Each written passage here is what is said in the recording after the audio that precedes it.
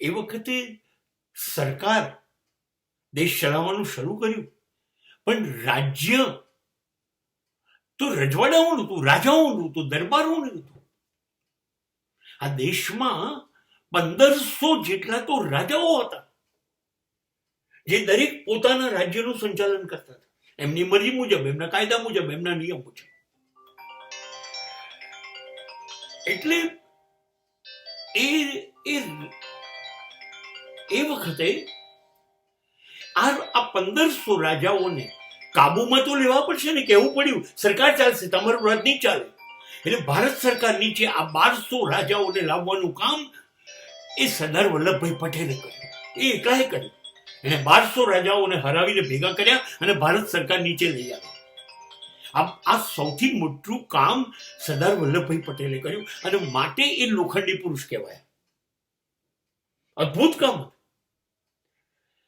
આપણી પાસે ગાંધીજી પછી બચેલા મહાન નેતાઓ જો ગણીએ તો જવાહરલાલ નહેરુ, સરદાર વલ્લભભાઈ પટેલ,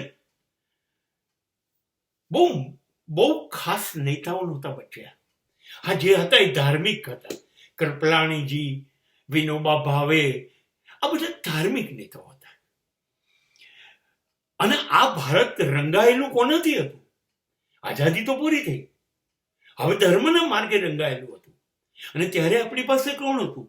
વિવેકાનંદ હતા, શંકરાચાર્યની સંસ્કૃતિ હતી આપણી પાસે, રામકૃષ્ણ પરમહંસ હતા, દયાનંદ સરસ્વતી. આપણી પાસે હવે ધાર્મિક નેતાઓ આ જ હતા.